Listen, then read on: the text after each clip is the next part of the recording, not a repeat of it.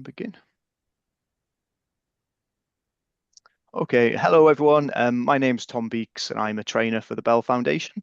Welcome to this webinar. We're discussing partnering with families and making the most of home languages in multilingual international schools. And as always, it's great to see people joining us from all around the world. Please say hello in the chat. Let us know where you're joining us from, what your role is. It's really great to hear from you. I'm here in sunny Cambridge at the moment, and we're very lucky today to be joined by two wonderful specialists in multilingualism who are going to talk to us about this topic. However, before I introduce our speakers, just a quick note about the structure of today's webinar. First, we'll be hearing from each of our panelists, and then we'll be taking questions from the audience. So if you have any questions, please add them to the chat as we go along, and I'll be here and collecting them and to share them with our panelists at the end. If you are using the chat, please remember to select the to everyone using the blue button in Zoom if you want everyone to see your message. Otherwise, it only gets seen by panelists. Also, a reminder that we don't share slides, but tomorrow you will receive an email from us with a link to the webinar recording and also any other links or resources that get mentioned during the webinar. Feel free to share your own ideas and experiences in the chat during the discussion. Okay, so it gives me great pleasure to welcome today's guests, Gemma Donovan and Ben Sell. And if you'd both be happy to do a quick self-introduction of who you are and your role. And also, just because I'm curious and because of the topic for today's webinar, as a quick icebreaker, tell us about your own multilingual experiences. What are the languages that you use or have learned or are part of your life? So, Gemma, over to you. Okay, firstly, thank you for the opportunity to talk today. As Tom said, my name's Gemma Donovan. I'm currently Regional Head of Multilingualism for International Schools Partnership across the region of the Middle East, where we have 12 schools. And it's my role to ensure that our multilingual policy is embedded across our network. I've been in international education for 20 years now. For just over 20 years, 15 of which were spent in Italy. And I've been in the Middle East since 2018, with various stints in the UK and other places in between. My entrance into languages in general started at university. I'm a language graduate, Spanish and Italian, hence why I ended up in Italy. I'm married to an Italian. I have emerging bilingual children, two children who are speaking Italian and English at home. So I have not only a deep-rooted interest from an academic point of view, but also from a personal point of view. Multilingualism is very much a big part of my family life and, of course, my working life as well. Thank you. That's amazing, Gemma. And Ben. Hello there, everyone. I'm Ben.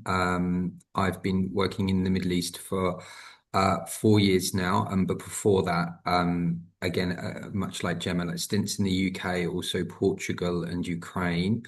And yes, I'm the multilingualism coordinator here at Park House School in Qatar. That's a whole school, but the majority of my time I spend teaching French and German. Like Gemma, I'm a language graduate as well, but my languages were Russian and German.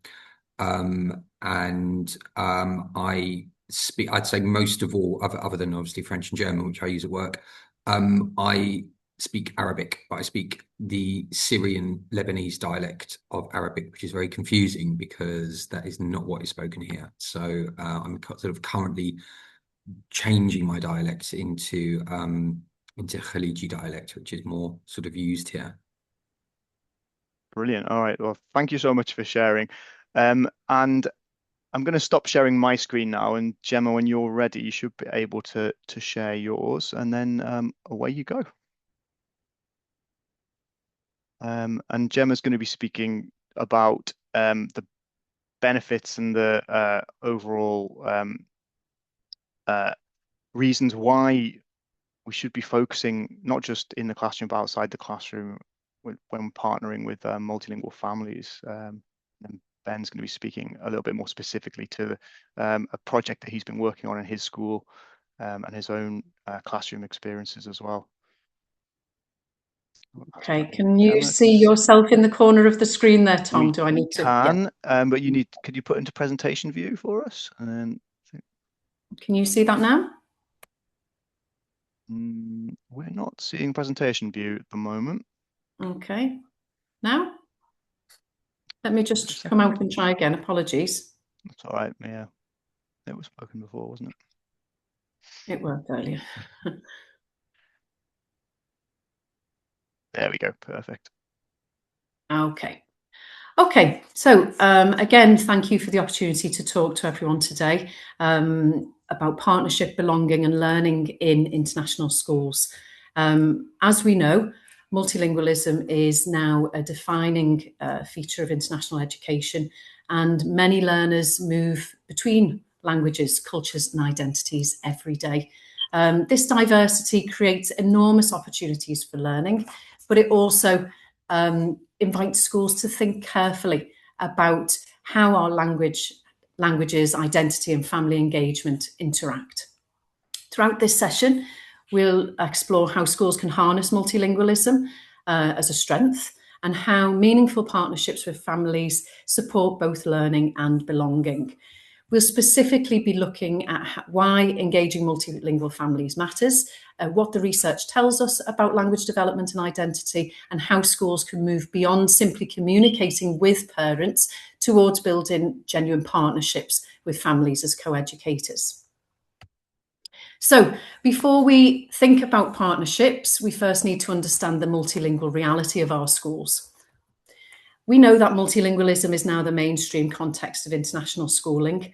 And according to ISC research, international schools now educate over 7.4 million students globally. Enrolment has grown significantly, 45% since 2015. And in contexts such as the UAE, where I find myself, around 88% of the population are foreign nationals. And this is reflected in highly diverse school communities. This means that for many learners, schools are a place where multiple languages, identities and cultural backgrounds intersect. And when we recognise this reality, the role of families becomes even more significant in supporting language development and language learning.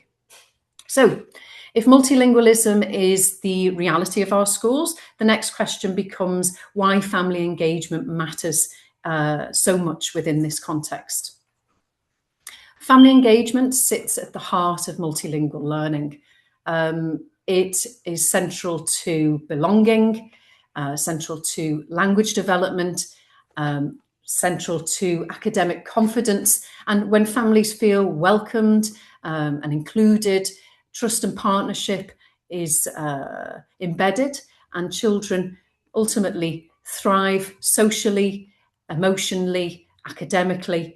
And research also suggests that multilingual environments support cognitive development. Our children thrive cognitively. Engaging with multiple languages, it strengthens neural pathways, it encourages flexible thinking, and it creative problem solving, as we know. So when schools build meaningful relationships with families, they gain access to cultural knowledge and linguistic resources and the lived experiences that enrich the learning environment for everyone. So this leads us to an important question. How exactly do our home languages contribute to learning? So this diagram illustrates an important idea that home languages are not separate from learning. On the contrary, as you can see, they are central to it. If we start in the center of the diagram, as you can see home languages, and there are languages. These are the languages through which our children make sense of the world. They carry family knowledge, cultural identity, and early conceptual understanding. So if we move around the circle, starting with the yellow circle, cognition and literacy, this is when learners are able to think and discuss ideas in their home language. And this strengthens their core cognitive development and overall literacy skills, as we know. This then supports their academic language growth, and the language students need to engage with subjects across the curriculum. We know that home languages can act as a bridge to academic language development in additional languages. And our aim in International Schools Partnership is to encourage growth across all languages, not only the language of instruction. And as academic language develops, learners gain deeper access to the curriculum. They can understand complex ideas, they can participate in class discussions and engage with higher level concepts. And ultimately, all of this together leads to stronger English development over time. So rather than slowing English progress, which sometimes is the misconception, it actually strengthens English progress through strong home language development. It actually supports the English development and accelerates it.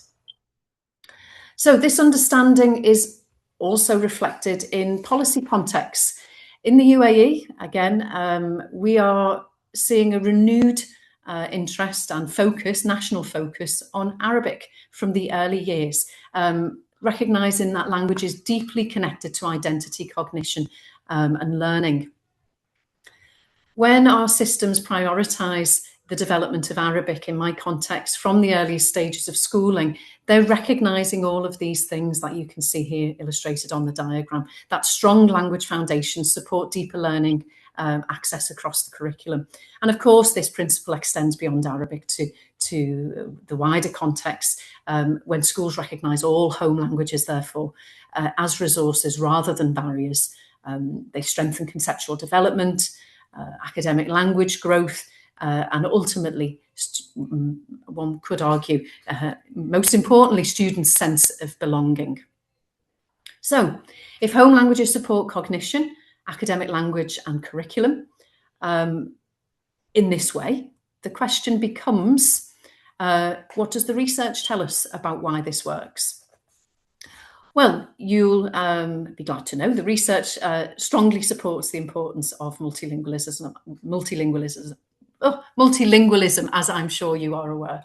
So Cummins' work, I'm sure you're familiar with, demonstrates the strong first language development, supports additional language acquisition, and conceptual understanding does transfer across languages. Research on translanguaging by Garcia and Way shows that multilingual learners naturally build cognitive flexibility and academic depth by using the wide breadth of all of their languages, by using their full linguistic repertoire to make meaning. And then we have Moll and colleagues who back in 1992 spoke about funds of knowledge, reminding us that families hold rich cultural and linguistic knowledge that schools can draw upon to support learning.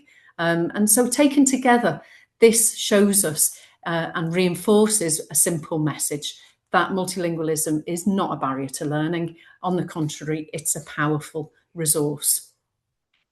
So if multilingualism is a resource, we move on to what does it mean and how to elevate home languages, and how can schools create environments where languages are genuinely valued? It means within ISP, creating what we call a multilingual habitus.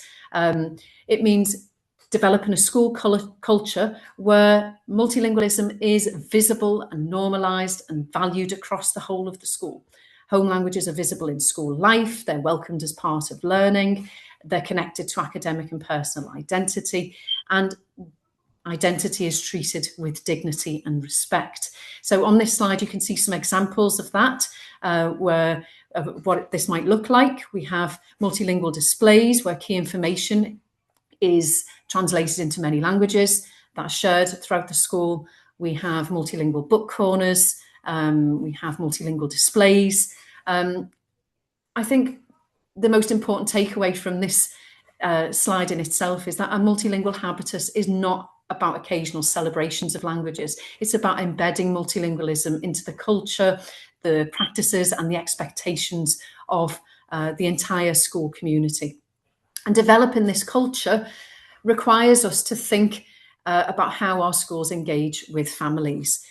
Traditionally, schools have focused on communicating to families, and we are moving away from that model to learning with families. We know that high impact multilingual schools move beyond outreach to genuine partnership with our parent communities. So on this slide, you can see examples of what that might look like and what it looks like across our group.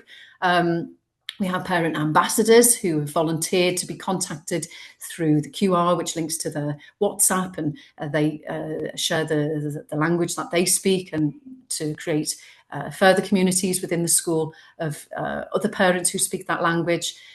We invite parents into school to read to our younger learners. We have language ambassadors across all of our schools who work with younger learners and new arrivals. So it's really helpful in that sense to build a shared understanding of what a multilingual school looks like, and invite parent voice and agency into that, and strengthen this in itself strengthens a homeschool alignment. Families, as we know, often bring linguistic and cultural expertise that schools just simply cannot offer to that on such a greater extent. And when schools recognise the expertise that our parent community bring to schools and invite our families into the learning process, the relationships change fundamentally. And again, we move away from working for families to working with our parent communities. So when this happens, something very powerful begins to take place. Belonging becomes a driver of achievement. So when learners feel their language and identity are valued, we see participation increasing. Students take greater language risks, that they feel confident to do so. Their confidence, it grows, and ultimately progress accelerates, which is our ultimate aim. So I think key to this is belonging is not only a well-being concept. It's deeply connected to academic success. And when our learners feel they belong, not only socially, but linguistically and culturally within our schools, they are far more likely to engage within the learning process. So, how can our schools embed this approach across the whole organisation? Again, at ISP, we believe that engaging families and elevating home languages cannot sit within one department or one programme. It is everybody's responsibility. When we say that engaging families and elevating home languages is everyone's work, that's exactly what we mean. It's reflected in our leadership decisions, in classroom practice, in school culture, and how we communicate with our communities. It's not positioned as an intervention. So traditional positioning of EAL, shall we say, within schools is often as an intervention for a group of learners. However, we are we have moved towards recognising this as a defining, multilingualism as a defining characteristic of our schools. And the shift in mindset is really critical. When multilingualism becomes part of school identity, belonging is no longer an initiative, and it becomes part of our everyday practice. So for this partnership to flourish, we have to have the right conditions in place, as you can imagine. So how do we manage this, and how can this show itself within our schools? What can our leaders do to ensure that our multilingual habitus are throughout our schools? Partnership, as you can see, doesn't happen by chance, and it thrives when conditions are designed. Again, within our school group, we focus on 4 key areas. First, on the left in the green, you've got clear messaging. So we consistently communicate that home languages strengthen learning rather than compete with it. Then we move to staff confidence. So we know that our teachers need the knowledge and the skills and the understanding, the tools to work effectively within multilingual schools and classrooms. through shared language-aware practice. And this is links with the protected structures. We have a multilingual learning pathway, online CPD programs, which give all of our staff across our schools, from TAs right through to senior leaders, time to engage with professional learning on the benefits of multilingualism and how it can be best embedded within the schools. And we also have learning visits with multilingual focus, within multilingual focus, I should say. So it's really making it visible across the whole school, and again, making that shift from an intervention model to a whole school model. Finally, we have linguistic dignity. Creating a culture, again, not through tokenism, but through everyday embedded practice where every language is valued. So every language is represented within our schools. It deserves visibility, it deserves respect and recognition.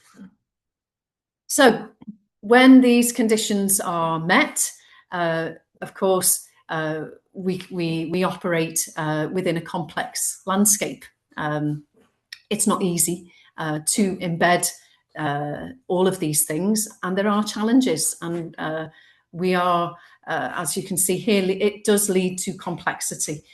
We have many families arriving with English-only beliefs and understandable aspirations around English language. We have some staff who may be adverse to the concept of translanguaging, as they say, well, I do not speak the language. We have schools that operate across very different cultural expectations around education. So leaders need to move beyond simply acknowledging multilingualism to actively shaping the narrative. And we aim at ISP to have targeted responses to this by reframing, again, the narrative that multilingualism is an asset.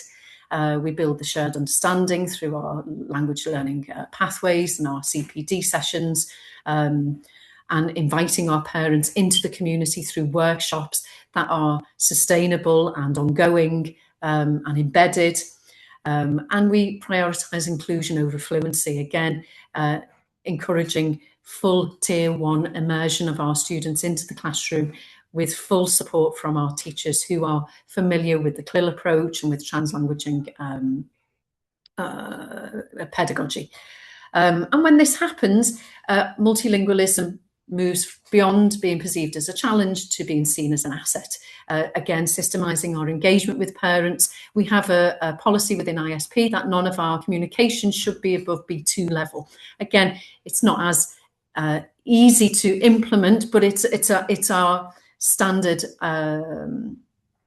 requirement that communication should be clear, and we should be aware of who our target audience is when we're communicating with our parents, and where possible provide translations. So when leadership, culture and practice align, something powerful begins to happen. Alignment drives impact, and at ISP, again, we talk about this through the lens of learning first, really focusing on the learner, what they're learning and what we can do to assist that learning. If we look here, we have across our learning first as the focal point, we have leadership. When we have leadership vision and school culture, classroom practice, family engagement, when all of these things align in our school culture, our multilingualism then really becomes embedded within the fabric of our schools. This coherence, again, is supported through shared structures. Within our group, we have a multilingualism roadmaps that our schools adhere to. We have, as mentioned earlier, our multilingualism learning pathways.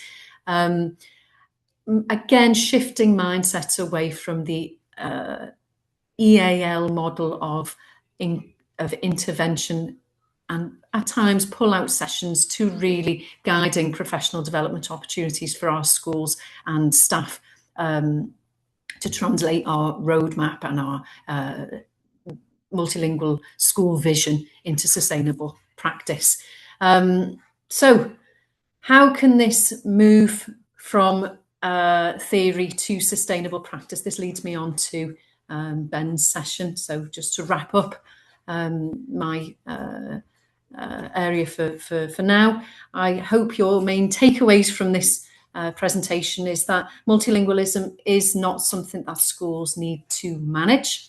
It's something that schools can build upon, and that when schools recognise the value of home languages, and we invite our families into the school community, we learn from our families, we enable them to be co-creators in the learning process, we can really create structures that support multilingual participation, that build communities, and build communities where every language learner feels that they belong. So I'm going to hand you over to Ben, my colleague, who is he's going to take us into the next part of the session. And Tom, I don't know if you'd like to make the introduction, but Ben is going to talk about how this can be translated from theory and principle into what's really happening on the ground within one of our schools in Qatar, in making our classrooms multilingual and valuing home languages. So thank you for listening. Thank you. That was a wonderful segue. So yeah, over to you, Ben. Okay, be able to share your screen. Share my screen here. Hopefully. Yeah. Okay, is that presentation mode? Is that visible? Perfect. Yeah. Lovely. Hello, everyone. Thank you, Gemma, for that lovely introduction. And yeah, thank you for the presentation as well. And I really like the examples of the multilingual habituses, habiti, not sure of the plural there. But that was really interesting. I enjoyed listening to that. Hello also to colleagues, because we've got quite a few colleagues in the house. So I've spotted Helen and Sophie from Hamilton. So lovely to have you with us. I'm going to talk a little bit today about a project which I've been running at Park House in Qatar. Key Stage 2 Home Languages Project. I don't really think that that's an apt title now, really, because that was what it was back when we started it. It's now really, I would say, how we have promoted home languages to a curriculum subject. Because it's something that all of the Key Stage 2 children now study in our school. So today we're going to look at how we've achieved that, going through these learning aims. So in short, this is just a very sort of brief overview of the whole project. And we're going to skip over this because Gemma has already covered it. So as I say, I'm the multilingual coordinator at Park House School. We had an opportunity for this to implement a program where we elevate home languages to a curriculum subject because we have space in our timetable. In the context of the Middle East, children with Arabic heritage or Arabic passports are required to learn Arabic at school, and it's actually quite a number of hours. I think in Qatar it's around about 4 hours a week, which is obviously a fair amount of study. Now, those children who are non-Arab, they have this sort of class time with the class teacher, and there are various things, various project-based activities that they do. Each school does things a little bit differently, but there is space within this for them to do some work on their own home language, because of course they can't really be exposed to anything particularly new in terms of content, because then the Arabic children would miss out as well. So we did have a bit of space in our program to do this, which obviously is a bit of a luxury for us. This is what I would say the home language hour or home language lesson, however we want to call it, looks like in my dreams, is how I would class this. Children happily engaging with a variety of ed tech, in reading literature, playing games in language pairs. For example, if the children are both Urdu speakers, the atmosphere is calm, everyone's engaged, the teacher is just effortlessly commanding the class here. I'm obviously being a little bit facetious here, but in reality, it's not hugely different to this. And I'm going to take you through now how it looks in reality. So first of all, I just want to kind of get across to you the issue that we have. We can't teach 30 different curricula. Okay, if I have child X who's of Korean heritage, child Y whose mother tongue is Telugu, but then also speaks Hindi with his or her family. There are a lot of different moving parts in here and a lot of different things we need to cater to. So the way that I kind of thought about this originally was kind of a bit like a tree. At the beginning, you've got your children, you've got your students, and they're each like kind of like individual roots in a tree, different kind of, they want to be taking things in, they have different sort of requirements. But we have this lesson. How do we cater for them in the lesson?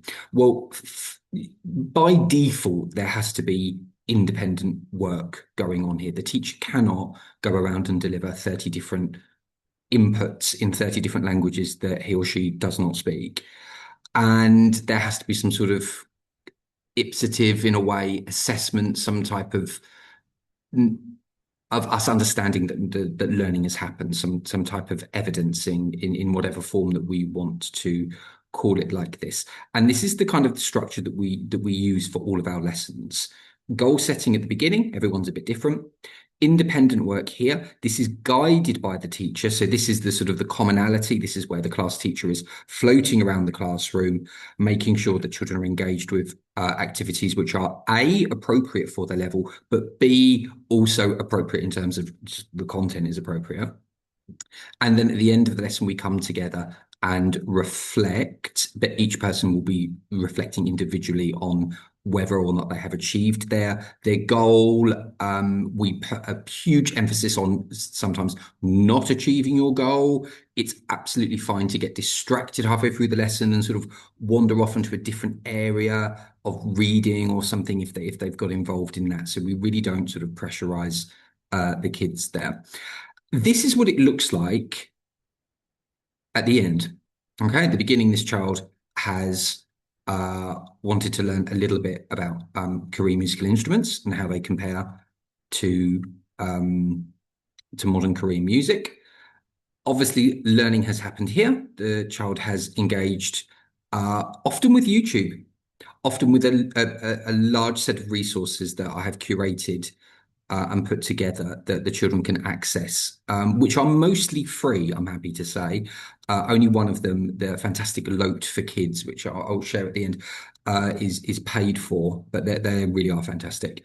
And then the reflection at the end, this child has come away after about 40 minutes, depending on how long the lesson. The lessons are scheduled for an hour, but obviously in the reality of a school day, sometimes they lose a bit here. And has reflected on what they have learned at the end. And this, I would say, is very representative of how a lesson will look. It will go through these 3 stages. Sometimes the goal setting looks a bit different for the younger children because the teacher might sort of give some examples on the board. We have one teacher in year 3 who likes to kind of go around the class, ask each child what their target is, write a few of them up to help the other children who maybe can't think of a goal, because there's a lot of cognitive work going on here in terms of you need to be able to set a goal for yourself is hard for me to do as an Arabic learner. You need to know where you are. You need to be able to kind of critically self-reflect. And a lot of the literature says that you're not really able to do that before about the age of 7 or 8 anyway. So there's multiple strands of learning that happen here. There's your sort of cognitive development of being able to reflect on where you are as a language learner, to where you want to be as a language learner, to being able to concentrate on doing something completely independently that your friends can't necessarily help you with. So it's a very, very rich learning experience. Key to this whole process is this one very often tatty book, because it goes home in the book bags. I was really, really keen when I started this to elevate the home language diary to the status of a reading book. This goes home with you. It goes home every single day. I want daily sort of engagement with this vital tool. It is vital for several reasons. Firstly, let's start about the pedagogic value. It is a safe space. It's some of these books, and Gemma's actually sort of physically looked through some of them as well. They really are. I encourage them in a way, and actually I say this to my French students as well. I encourage your books to be scruffy because it shows me that you're noting down ideas, you're writing down interesting things. Some children use them as vocab acquisition logs, kind of like almost like a word bank. Some don't. Some use them in an entirely different way, and I wanted to keep that quite free. And it's been really, really interesting to see how some of those have developed. Of course, as an assessment document, it's invaluable as well. It's a record of their L1 literacy, so we can use this for evidence when we're, for example, completing some of the excellent Bell Foundation documents for in terms of recording how their home language is progressing.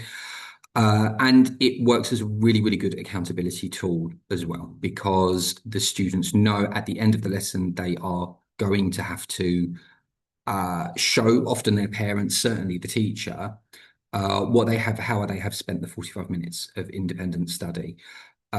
So that really, I personally have found that that's been very successful. And what we're going to talk about a bit more in this presentation, actually, I would say the main focus of this presentation is this bottom bit here, that this homeschool partnership and this culture really that this whole project has really helped sort of facilitate in terms of like flourishing in our school. And I'm really, really pleased with some of the ways it has helped parent and child links, I would say most of all. And I'm going to show you some examples now, and they're really, really, I don't want to say lovely because but they are lovely, but they're also really high quality, and they show you those really rich dialogues that we know are happening at home when children engage with their parents in a heritage language. So here's an example here. Here's a child in year 6. He is a Telugu heritage speaker, and we can see here that the parent has, when the child has taken it home at the end of the day and said, "Oh, here is what I've done in Telugu during my home language lesson today," with the children just call it their home language lesson. And the parent has even started correcting things, and then you can really sort of imagine how that they've maybe taken the child and sat down with them, maybe after dinner, and said, "Oh, right, here's what you've written, here's how it should have been," and they've given a little bit of feedback there, which is really, really nice. Here we have one of our Uzbek home language students. Again, here really, really interesting to see how the parent has helped the child here. There's sort of bits and bobs here of kind of learning, very much teaching from the part of the parent, and also the child recording some of that learning, and the parent really helping the child to acquire that language. And again, I think it's just quite easy to imagine those rich conversations which are happening at home with those in those situations. Some of the parents have really almost surprised themselves. Here at the bottom, this is one of our Hindi speaking parents, who I think, and then this is probably quite a common situation, I would imagine, that they haven't had to sort of practice their own skills in their heritage language. I know for a fact with this family, the majority sort of spoken home language is English. So it's really, really interesting for me to kind of almost, in a way, it's like you're going into their house really and saying, "Hold on a minute, don't forget, you've still got this, your child is learning this heritage language at school. Step up now, parent, you have to help them." And I think that it's the feedback that we've actually got from some of the parents has been really great in terms of them having to sort of like really think about their skills, think about how they explain things in their home language. And we also had a parent who said to me that when they were out, so they're having these conversations all the time at home, but then when they were out shopping and saw something and they said to their kid, "Oh, do you remember when we were talking about this, how this works in I think it's Georgian was the home language, but anyway, it's these conversations I can imagine just sort of permeating through home life as well, because really the status of the home language has been elevated to an academic subject, and I think that that's something that I really wanted to achieve with this project. But also, I think that's very powerful because you're elevating this to something that they need to care about and that they should care about. Here's some more examples of some script work here. On the right-hand side, is one of our Urdu speakers who didn't want to engage with Urdu script. I actually, from a personal perspective, as someone who has tried to learn Urdu, as someone who was meant to be going to Pakistan on holiday, Urdu is extremely difficult to write. And I said to him, please just communicate. This is like a translanguaging journal. You feel free to express yourself in any way. You can use Roman Urdu as he has done here, which is quite a well-established different way of representing Urdu words using the Latin alphabet. So that's been really successful as well. We don't put pressure on the children to write in the home language. It's what they think is appropriate. But there should be some sort of reflection. And I think depending on the child, I, as the facilitator of one of these lessons, would probably be encouraging children at some point to engage with the script of their language, but it is by no means a necessity, and it is really up to the child whether they do or not. Also, thinking a little bit about CLIL, as Gemma mentioned towards the end of her presentation, this is a really nice vehicle for actually engaging in content learning through the home language as well, really trying to deepen the skills that the child has in their home language, almost as an academic vehicle. So really in trying to improve that CALP, as we say, that kind of deep academic proficiency in their own language. So one of our children looking at mountains and things in Pakistan. Obviously, as you can see, a lot of these examples are from Urdu learners. We do have a very high proportion of Pakistani children in our school. This one on the right, we're going to talk about a bit later on in more depth. This child is a white British child with no discernible heritage language other than English. So we've had to take a different approach with some of our students. I'm going to talk more about that a little bit later on. So, as I just said, I'll let you read these. I'm not going to speak over it. A couple of examples of parent feedback here. Just take a second just to read those.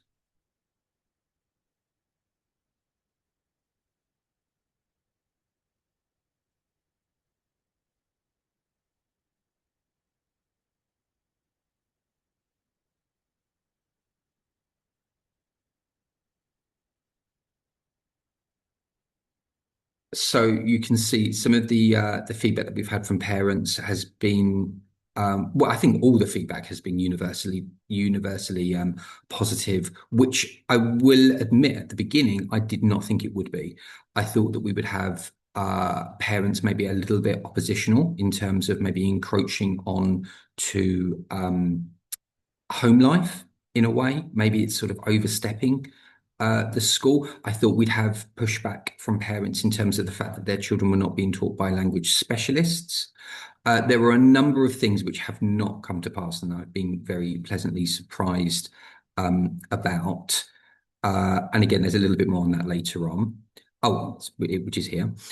So these barriers, as I was saying, whenever you're launching something like this, it is really important to kind of worst case scenario how things are going to go in order to help with preparedness and just to really refine the project to make sure that it goes smoothly. My first big concern was resources, because obviously in schools with a limited budget, it's we don't have the ability to pay for 30 different subscriptions to 30 different languages, and then that would only be one class, then you've got sort of maybe an extra 15 spoken in elsewhere. So resources have to be very general. They have to be easily accessible by children, of course, because we're not going through things like a Google account is a classic one. Sometimes, like this second example here, Google Read Along is fantastic, but it requires a Google account, which 7-year-olds don't tend to have. So there's a fair bit of work went into sort of resourcing some of these things, but I'm happy to say that it is easily done. Those sites do exist out there. And the biggest one, which is not on here, this was sort of a little resource, if I can just, yeah, so this sort of like little resource here. Lote for Kids is fantastic, absolutely fantastic. That's the only one we pay for at school. But the best resource, YouTube, 100% YouTube. YouTube is what I use to teach myself Arabic completely. You can learn anything on YouTube, as I'm sure you're all aware, and children are particularly good at finding things on YouTube, which is going to facilitate their learning and things that they are uniquely interested in.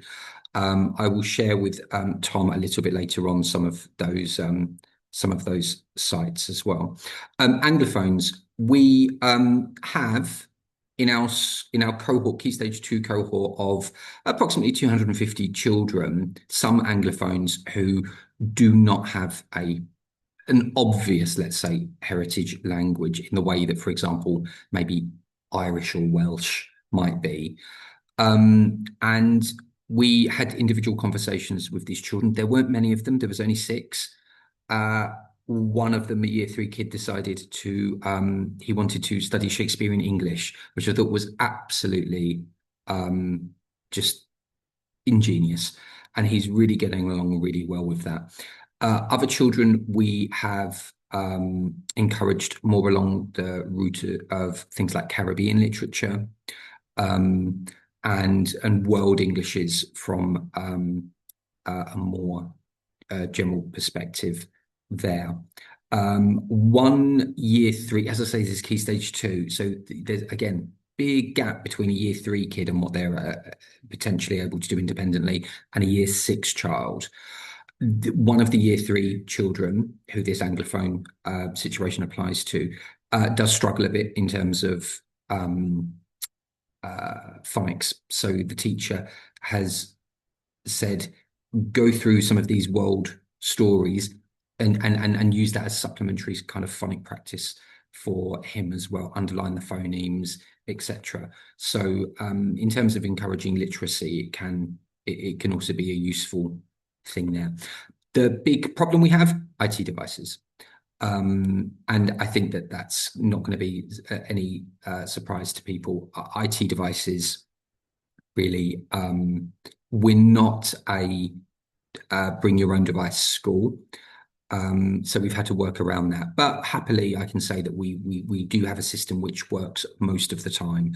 So accessibility to technology is really, for a project like this, absolutely vital, because the reality is you have 30 different children doing 30 different things. There are occasions when, for example, the Urdu speakers will form a little group together and maybe they kind of work on something a little bit independently if their goals are a bit similar. That's very dependent on the class. Some classes that can happen because the children are approximately at the same level. Some classes that can't happen because, if you can imagine, you have a child who is already very fluent in their home language but can't write it, and vice versa. You have many different starting points, which is, again, one of the reasons why it's necessary to have this very, very individual approach. Just to talk very quickly, I'm coming to the end now, about the project. So it was sort of like conceived and sort of initial steps were taken in September. And then we did a Year 5 training and pilot in December. We sort of launched the project to parents formally in January and talked about their their concerns, their feedback, what they thought they wanted the project to look like. Were they happy with the sort of direction it was going in? And happily, they all were. I mean, the response has really been phenomenal. Then we did some staff training. Currently, we have rolled out now, and the next step will be data collection. I am going to be developing this is part of the action research that I'm doing with the MLRC in collaboration with Wisconsin University. Also, my own master's degree, which I'm doing with Lancaster University in language testing.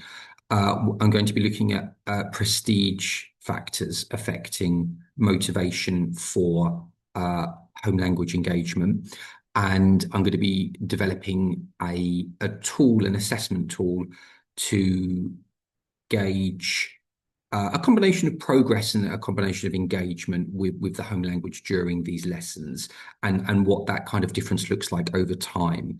And that will give us some tangible evidence really for the impact of the program, because of course at the moment I can see it on the ground being very positive, having lots of engagement, really sort of ticking off the aims and objectives that I had myself for this project. But it would be nice to have some tangible numeric data to back this up as well, for maybe if this were to roll out wider to the region. So that's it from me. Hopefully that's given you a bit of a snapshot of what the project is like. I'll hand over back to Tom now for that. So thank you all for listening, and do let me know if you have any questions. Thank you. Thank you so much, Ben. That was genuinely, me at least, inspirational. And I think looking at the chat, other people as well, because I think we talk a lot, especially at here at the Bell Foundation, we talk so much about the kind of top level values and all the things that Gemma mentioned in her talk. And then hearing about what that can look like on the ground is just, incredible. And I think it's an amazing opportunity that you've had to be able to do that. But obviously the way that you've gone about doing it seems like it's really impactful and also thought-provoking for everyone. And so we haven't got a lot of time left, but there are plenty of questions. And I guess there was a few questions that came in that are all around the sort of same topic, and that is obviously this project was with Key Stage 2, yeah? And I suppose that people are asking, well, so has this only happened with your Key Stage 2 students? Is it scalable? Have you been, yeah, exactly. What does it look like? I guess we've had people ask, what does it look like at Key Stage 1? We've also had people ask, what does it look like at secondary? And I wondered if you had any thoughts on that. So, lots of thoughts. So in secondary, I don't really see why this can't be. And also Helen mentioned about the 4 hours thing. Helen, this is only 1 hour a week. So I wanted to sort of walk before I could run with this. So this is 1 hour, and I think it could function even on less than that, really, like 40 minutes. Mm-hmm. Because the goal setting at the beginning is shared. So it's like the first 5 minutes, that's kind of part of the routine. Write the day, write your goal type thing. I think in secondary, that can pretty much go wholesale. I think in Key Stage 1, that's where there needs to be a lot more thought. Now, I am very, very keen for this to be a whole primary thing. I think again, like I said, I think it can go whole secondary, easy peasy. What that looks like in Key Stage 1 is a bit different. Ruth and I, Ruth, who's also on the call, were trying to think about if there's something like a program like Wallo, World of Languages, Languages of the World, that can be used to kind of facilitate that. I think that's possible. I need a bit more time to kind of think about my own context and how that looks like in Key Stage 1. Mainly because, and I'm going to come back to it again, just the realities of teaching devices and tech skills among Key Stage 1 students. And if you have got one adult, getting them around 28 children in 28 to 30 children in a year 3 class is tricky. Can you imagine what that's like in a year 1 class? So it's about thinking about those realities. And I think that's one of the reasons why in Key Stage 2 it has been so successful is because, you know, we do have to, like, I don't want to say, like, you know, in the thick of it, teachers do have to think about the practical Yeah. realities of what these Yeah. things Yeah. look like on a day-to-day basis in the classroom. That's true. Yeah, absolutely. I mean, you're right. I think the fact that it's sort of quite self-directed is obviously lends it to children at a slightly older age. I think perhaps with the Mm, younger ones, it's probably reframing a little bit what it is. And I wonder if it's yeah, more around their attitude to multilingualism and just yeah, really sowing those seeds. So just having those access to other languages, and maybe this is where parents, I'm wondering, could right, really yeah, come, yeah. bringing parents in, reading stories, picture books, all that Right, stuff, yeah, exactly. And this is it, Tom. poetry, songs. I I would, mean, to be that's what I honest, would the think. parents do so much of the heavy lifting for us. And Yeah, you literally yeah, launch this thing, and yeah. the parents have kind of really sort of run with it in their own little direction and stuff. I think one of the things that I did when I was sort of like did the staff training on this was to kind of say, I want this to look different in each of your classrooms a bit, but following this overarching structure. Like, this is what a lesson looks like in terms of when I look at it in a book. But actually what's happening is that some teachers rather are saying, right, let's do sort of like get some group goals that we can do, particularly to scaffold the younger learners, Mm. the year 3 ones, because it is very difficult for them to kind of, sometimes they come up with things like, I want to learn the days of the week, and then teacher says, do you not already know the days of the week though? And I say, oh yeah, actually I do. But that's what Simon was doing, so that's what I Yeah, decided. So they need a little bit of yeah, scaffolding like that. yeah. Of course, of course. Yeah, yeah, yeah. One question that came in, I thought was from Helen, was what was your success criteria? So, what impact is it that you are interested in looking at, or that you maybe were hoping for? Number one, for home languages, particularly Urdu, Mm, to gain higher currency in our school. And do you know the real reason for why I did this? I'm a French teacher. I obviously have to teach the numbers 1 to 10 so mm, many times a day, like you can't imagine.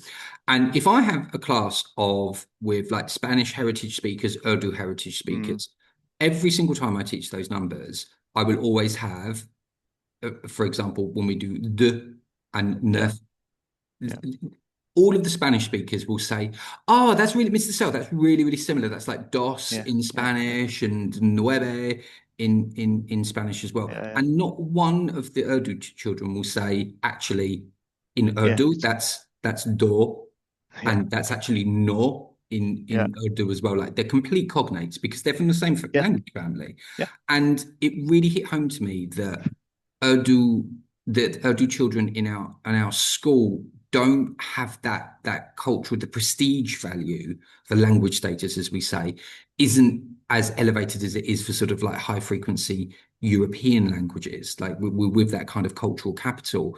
And to the extent that when we do home language, mother language day, for example, I will just come dressed in Pakistani clothes, mainly because I have a lot of Pakistani clothes, but or just to try to build that mm, kind of culture, like you're the majority.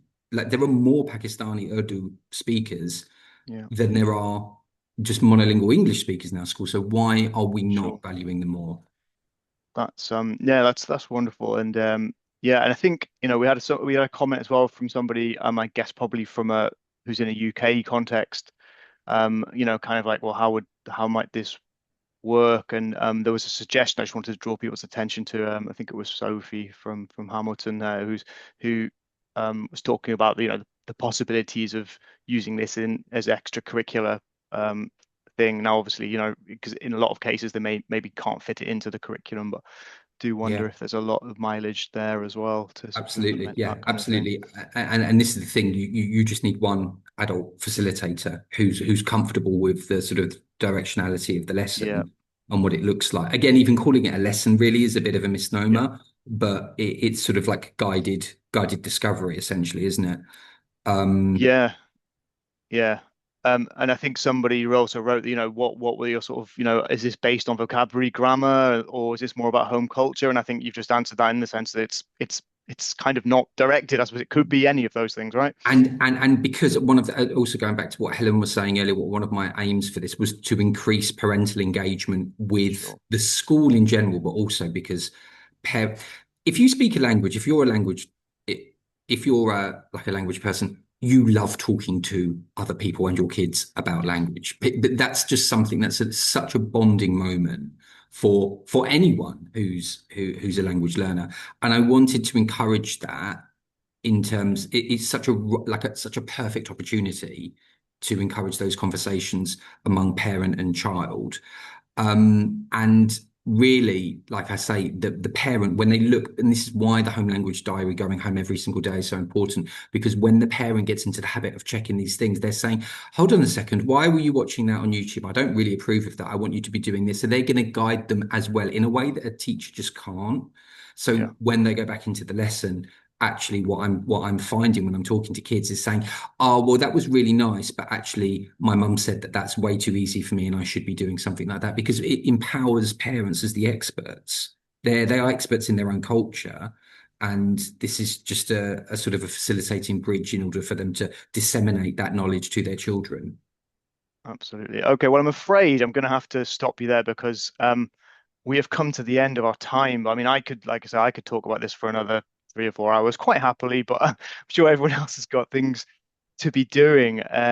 But yeah, so much there. And if you please could share any of those links to those resources you mentioned with me, I will make sure that gets included in the email that we send out to everyone. Jem, I don't know if you had anything to add to all that. Not And really. I think the biggest takeaway really is just, as I said, setting the scene in my part of the session, but actually seeing how Ben is in, undertaking this on the ground. It's been wonderful to see. It's a project that really has legs. It's something that we're looking forward to see growing into Key Stage 3 and 4.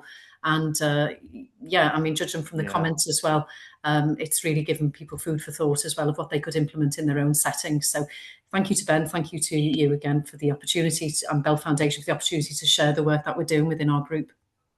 Absolutely, and I hope you stay in touch with us, and yeah, maybe we can revisit this in a year or two and find out what how it's progressing. Because yeah, it does seem like Sure. a really really great model and example of what we can do. So yeah, thank you so much both for your contributions today. It really has been amazing and really interesting and genuinely inspirational. And from the comments in the chat, it's clearly sparking a lot of ideas with people. So yeah, absolutely brilliant. Thank you so much. And just from the Bell Foundation's perspective, I would be um, would be remiss of me not to point out some of our upcoming training. So if you are in a school and you want to, get some of these ideas and share them around your school, and you don't necessarily have the wonderful resources that the ISP schools have internally, you can always join a course. And yeah, just thank you very much. We will be sending out an email with the resources and recording after this. Have a wonderful rest of your day, wherever you are. And yeah, thank you both for a wonderful session. And Eid Mubarak, of course, which Thank you. is obviously happening today as well. So wonderful. Thank you and goodbye, everyone. And we'll see you next time. Thank you again. Goodbye.